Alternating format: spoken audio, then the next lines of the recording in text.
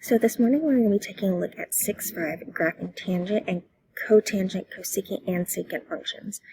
Now, the thing with these functions is it's not necessarily that you know how to graph them, it's that you know how to pull the information from the graph, find the amplitude and the period. So in your upcoming assignment, I will not ask you to graph them. I will ask you to look at graphs, extract information, and determine domain and range and so forth. So this is going to be a very short video. So let's take a look. Because the tangent function has period pi, we only need to determine the graph over the interval of length pi. So key information here is the tangent function has a period of pi, unlike the cosine and sine functions that had a period of 2 pi. The rest of the graph is cyclical, just like the other trig functions, and it consists of repetitions of that graph. Because the tangent function is not defined at these values, negative 3 pi over 2, negative pi over 2, pi over 2, and 3 pi over 2, and so on, we only concentrate on the interval from negative pi over 2 to pi over 2. So our one period is going to go from negative pi over 2 to pi over 2, and that's because it's the length of pi. And so here in the table below, we have plotted the function y equals tangent x on the interval from negative pi over 2, which is right here, to pi over 2. Now, just like with sine and cosine, I don't really ask you to graph all of these critical points. I ask you to do the easy ones. Negative pi over 4 is negative 1, 0, 0, and pi over 4, 1. All right, if we have these 3 points right here, we will be able to determine that general shape of the tangent function. Key thing to know here, though, is that the tangent function is not defined as it approaches negative pi over 2 and pi over 2. So essentially, at both negative pi over 2 and pi over 2, we have vertical asymptotes. So in actuality, this graph continues on as such. And this repeats every pi. So at 3 pi over 2, we'll have another asymptote. At negative 3 pi over 2, we'll have another asymptote. And so this occurs at here and at every pi interval. And here's an example of what that looks like. Once again, it just keeps going off as y approaches infinity and negative infinity. And so it occurs at every pi over 2 interval. And there's a length of pi, in between each of these.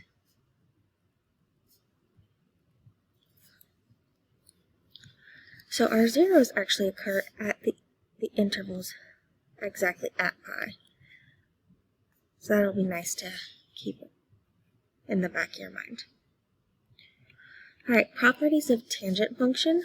The domain is the set of all real numbers except for odd multiples of pi over 2. So 1 pi over 2, 3 pi over 2, 5 pi over 2, 7 pi over 2. That's what it means by odd multiples. The range is the set of all real numbers. The tangent function is an odd function as the symmetry is in respect to the origin. The tangent function is periodic with a period of pi, and the x-intercepts are at the even of pi interval, at pi intervals. So 0, 1 pi, 2 pi, 3 pi, and the y-intercept is 0. And vertical asymptotes occur at the odd intervals of pi over 2. Alright, so that's tangent. We're going to take a look at cotangent now, which is the inverse of tangent. As such, it can be found the same way as the graph of y equals tangent x. The period of cotangent is pi. However, this time the cotangent function is not defined at integer multiples of pi. So if we take a look right over here, we have our y-axis and our x-axis, and this time our x-intercepts are at the odd multiples of pi over 2, and our asymptotes occur at the intervals of pi. Once again, though, they are still pi interval away from each other. So wherever tangent had a 0, cotangent has the asymptote.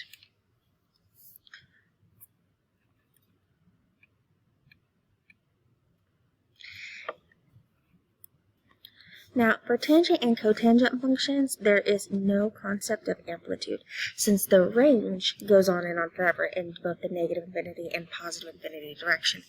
The role of A is to provide the magnitude of the vertical stretch. So it's going to be how stretchy is it going to be. And then the period of tangent is different. It is pi over w. All right, now we'll take a look at our cosecant and secant functions, also known as reciprocal functions. Cosecant x equals 1 over sine x, and secant x equals 1 over cosine x. Vertical asymptotes occur where sine x and cosine x are 0. So here in this example, in black, we have y equals sine x. We know this very visible and recognizable function. Now, cosecant x is the blue. Notice it kind of alternates between up and down and up and down and up.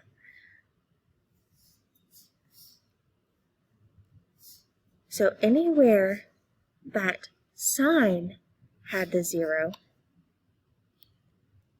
is where cosecant now has an asymptote. And because sine had 3 zeros in one period, you're going to have 3 asymptotes in one period of cosecant.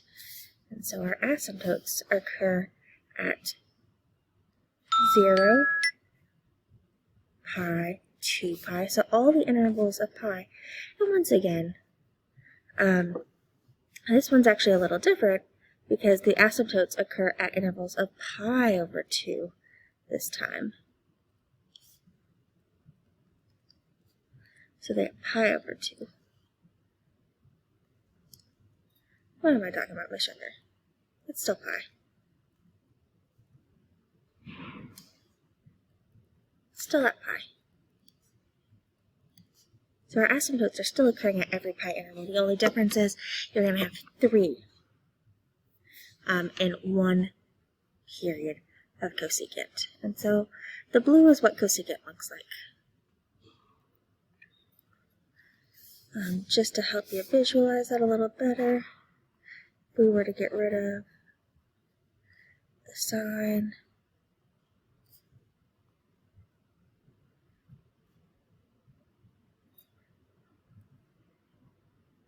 cosecant is just the blue.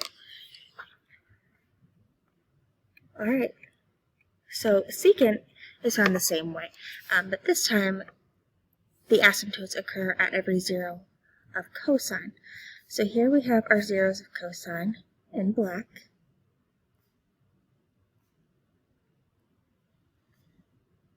And so wherever those zeros occur is where these asymptotes were occurring.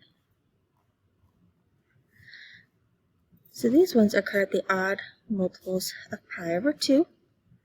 Once again, each asymptote is a length of pi apart. And just like before, if we were to get rid of the cosine function, we'd only be left with the blue.